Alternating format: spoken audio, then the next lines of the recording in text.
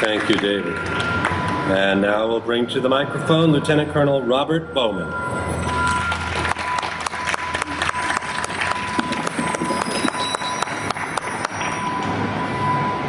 Thank you. As a pilot, I concur with Colonel Gapp's analysis of the gross improbabilities in the official conspiracy theory. And as an old interceptor pilot, I share his puzzlement over the lack of interceptors that fateful morning. As a career military officer, I'd like to concentrate on the enormous harm the official 9/11 conspiracy theory has done to our military establishment and to the people in it. Using 9/11 as the excuse, the multinational corporations and bankers have used our brave young troops as cannon fodder in their corporate wars of aggression. They have systematically taken away our constitutional rights, including those of our military personnel. The entire war on terror is phony. And it would be even if you believed the ludicrous official conspiracy theory about 9/11. Both wars were planned before 9/11. The war of aggression against Afghanistan was in retaliation for the Taliban refusing UNICAL rights to build a gas pipeline across Afghanistan to get trillions of dollars worth of gas from the Caspian Sea to their tankers in the ocean. The military leadership knew it had nothing to do with the Taliban harboring Osama bin Laden. The Taliban had offered to give us Osama for trial, but the Bush administration ignored the offer for two reasons. One, they had no evidence against Osama, and according to the FBI, still don't. And two, the war had already been planned in detail to secure that gas pipeline. The war against Iraq was outlined in the PNAC document, Rebuilding America's Defenses, published before George W. Bush even became president. Its purpose was to provide a military staging base from which to control the entire Middle East and its tens of trillions of dollars worth of oil and gas. Now, the authors of that document admitted in it that the American people would never go along with their plans unless there was a catalyzing event like a new Pearl Harbor, unquote. Well, 9/11 provided that event. Yet they were unable to tie Iraq to 9/11, no matter how hard they tried. So they came up with a new excuse, WMD, weapons of mass destruction. It is here that we in the military saw through their charade. They had us mass 150,000 troops in one small area in Kuwait, awaiting the start of shock and awe. If our military commanders had even the slightest thought that Saddam Hussein might have had even one WMD, they never would have deployed their troops so that they could be wiped out in a single attack with one WMD. The truth is that our government knew there were no WMD in Iraq. Our people in the military were put in a horrible position. Either sacrifice their career and their freedom by refusing orders, or knowingly participate in a war of aggression against their oath of office and the Nuremberg principles enshrined in the Uniform Code of Military Justice. So we have two corporate wars of aggression, wars in which we are making the same mistake as in my war, Vietnam.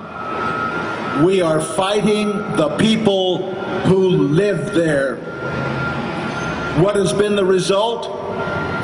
About 5,500 of our finest have died. The lives of 40,000 of our injured soldiers will never be the same. Tens of thousands of our young men and women have severe psychological problems because of what they have seen and what they have done. Hundreds of thousands have been poisoned by depleted uranium and will suffer lives of pain and disability and will father thousands of children with severe birth defects. Our military services are depleted and demoralized. The VA system is underfunded and overwhelmed. The National Guard and Reserves have been subjected to tour after tour, disrupting lives for even the lucky ones who return unscathed. Jobs have been lost, homes have been foreclosed, marriages have been destroyed, children have been estranged, and for what? We have alienated our friends around the world and made new enemies. We have created thousands of new recruits for Osama bin Laden, whether he's alive or dead. And we have further endangered the American people, and all because of 9/11. You know, there's massive evidence of a cover-up with respect to 9/11 itself. I've spoken with both Governor Kane and Congressman Hamilton, the co-chairs of the commission, and they both say that there are outright falsehoods in the final report. Never mind all the omissions. The report over which they had no control. It was written in the Bush White House by Philip Zelikow. Now, when you combine this with the confiscation of videotapes, audio tapes, black boxes, and other evidence by the FBI, it is clear that regardless of who was responsible for 9/11, the subsequent cover-up was itself a conspiracy involving elements of the Bush White House and the intelligence establishment. To prevent further 9/11s, we must get to the truth about all those involved in the last one. You know, the American people have never been told who was really responsible for 9/11. Dedicated researchers, like some we've heard today, have proven that it could not have happened the way the Bush administration said it did. Hijacked airliners do not fly around for an hour and 40 minutes without being intercepted, unless our air defense system was deliberately sabotaged. And 19 Arabs with box cutters couldn't have done that. Indestructible black boxes, and by the way, they're not really black, they're bright orange, but never mind. Indestructible black boxes do not evaporate in the same fire from which an unharmed passport floats to the street below. Airliners, all of whose parts carry identifying numbers, do not crash without leaving a shred of evidence as to what they were. You know, the truth about 9/11 is that after 9 years, we still don't know the truth about 9/11, and we should, and so should the families of victims.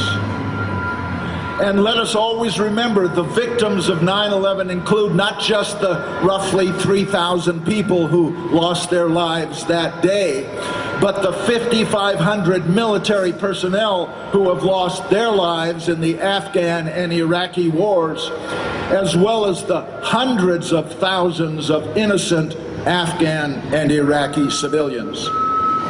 All of these victims and their families cry out for a new independent investigation of 9/11.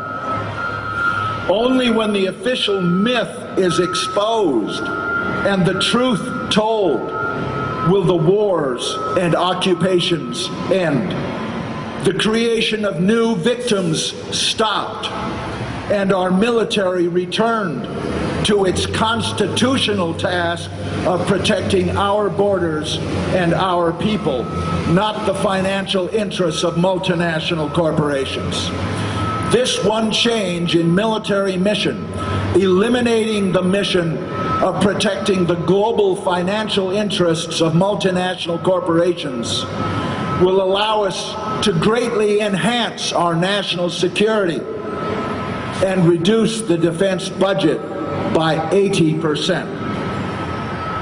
But it's not going to happen until people learn the truth about 9/11. Only then will people understand that our security is not enhanced by sending our working class youth around the world to kill the sons and daughters of working people in other countries.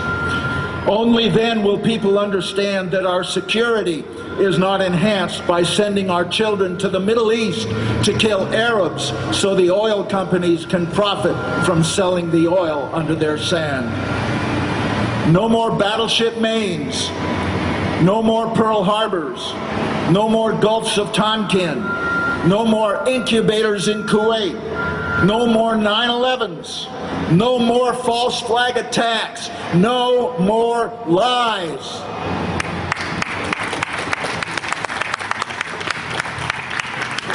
That's fine.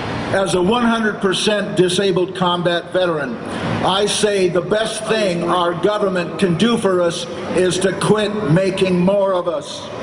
But how do we get our government to support what's left of our troops by bringing them home while they're still alive? How do we achieve a new constitutional foreign and military policy? We, the people, must reassert our sovereignty, and the key to doing that is 9/11 truth. We must expose, indict, convict, and incarcerate the liars, the murderers, and the traitors, and then replace them with patriots devoted to the truth and to service to the people. Seek the truth, and the truth shall make us free. Thank you very much.